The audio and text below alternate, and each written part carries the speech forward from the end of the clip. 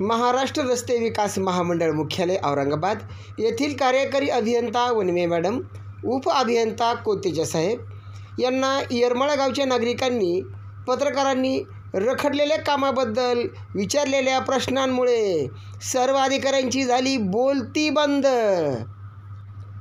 सर्व अधिकाऱ्यांच्या उडवाउडवीच्या उत्तरांमुळे जनतेमध्ये संभ्रमण, कामाचा झालाय खोळंबा। नेमका यामागचा बोलवता धनी कोण याबद्दल मात्र जनतेमध्ये चर्चेला उधाण। सुविधा तर लोकांना मिळायला पाहिजे। आता ह्या माणसाचं बघा, आयुष्यभर नोकरी केलेली माणसं नाही, ह्या माणसानं घर बांधलंय सगळ्या आयुष्याच्या कमाईमध्ये, त्याचं घर। कोतेजा साहेब, लोकांचा खरंच एक आक्षेप आहे की निवळ मागासवर्गीय वस्ती असल्या कारणानं जाणून बुजून हा केलेला काम आहे। काय नाही, अनेक वेळेस तुम्हाला फोन केल्यानंतर तुम्ही फोन सुद्धा रिसिव्ह करत नाही, तुम्ही रिसिव्ह सुद्धा करत नाहीत फोन।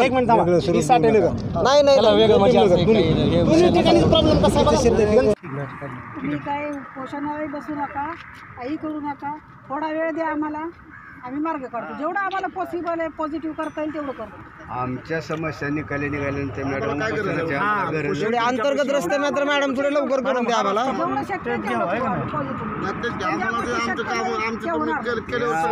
मॅडम अंतर्गत रस्ते थोडे पटकन करून द्या आम्हाला।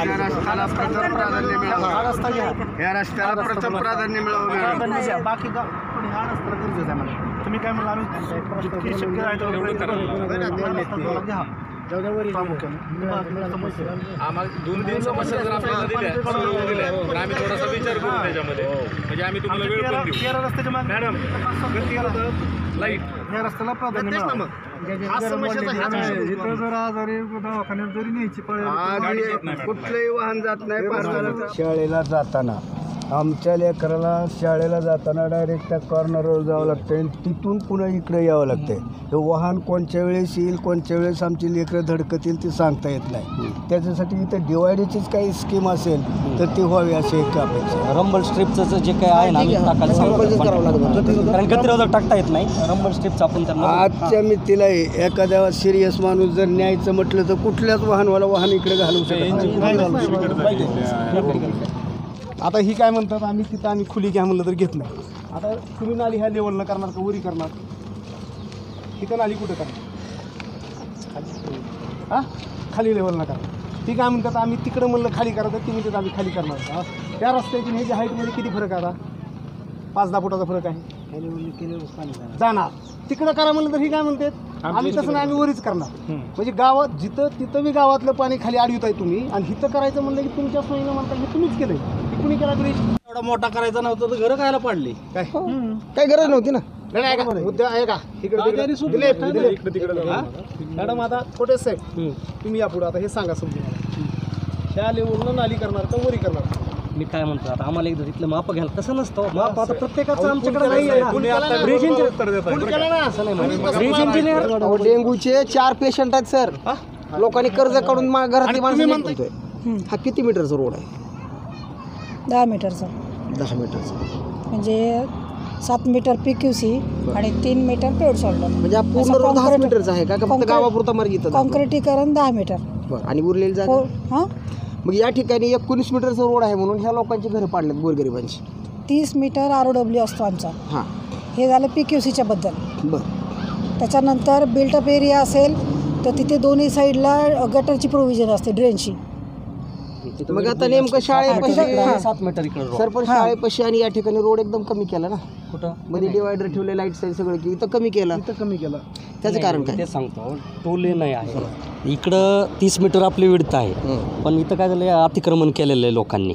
इथल्या लोकांनी सांगितलं की काही जागेवर जिथं अतिक्रमण भेटतं टोल लेन करा आणि ट्रॅफिक हे करा। तर आपण काय केलं, काही जागेवर टोल लेन जेवढी जागा आपल्याला आवश्यक भेटली त्याच्याप्रमाणे आम्ही टोल लेनमध्ये काम केलं। आता प्रमाणे काम केलंच नाही, काही जागेवर केलं टोल लेनमध्ये। मग आता इथली सध्याची अवस्था अशी आहे की या येरमाळा परिसरात पाऊस पडल्यानंतर अर्ध्या एरियामधलं म्हणजे पूर्ण ह्या डोंगर भागातून जे पाणी आहे ते ह्या साईडनं असं येऊन बरोबर ह्या पूर्ण एरियामधून पाणी ह्या ठिकाणी येतं. जुन्या ज्यावेळेस रोड होता त्यावेळेस रोडची हाईट नव्हती, परंतु आज हाईट झाल्या कारणानं इथलं जे सांडपाणी आहे पावसाचं हे सांडपाणी त्या पुलाखालून जात नाही. कारण की तुमचं काय म्हणणं आहे की आम्ही फक्त 1 मीटरचीच नाली करू शकतो रोडचं पाणी घालवण्यासाठी, बरोबर आहे का? मग रोडचं पाणी तुम्ही घालवणार, मग इथलं पाण्याचं तुम्ही काय नियोजन करणार आहे त्याच्याबद्दल तुम्ही काय सांगताय?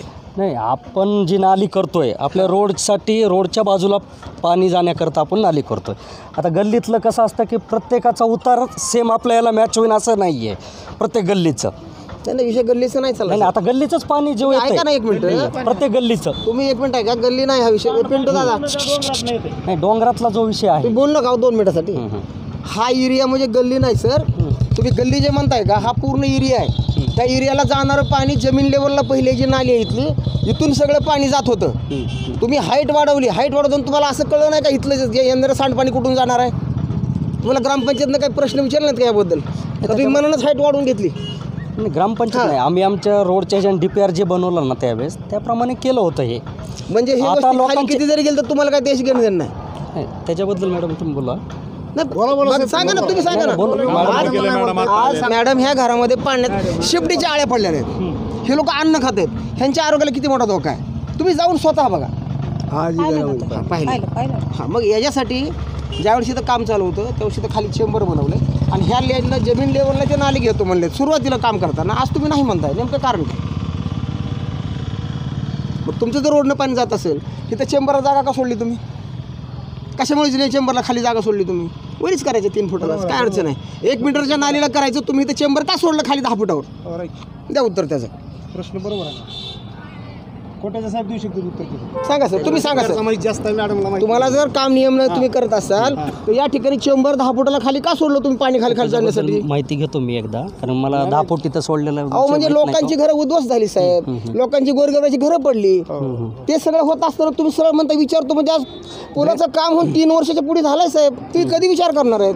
ठीक आहे ना, आम्ही ड्रेनचं जर आम्हाला काम करून दिलं तर ही काही समस्या एवढी येणार नाही.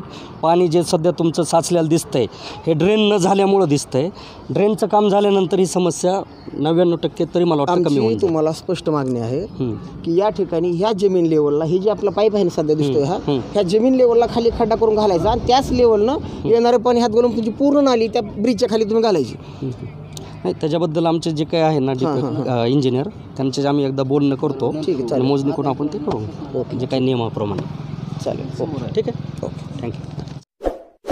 इस वीडियो को लाइक करें, हमारे चैनल को सब्सक्राइब कर बेल आइकन जरूर प्रेस करें।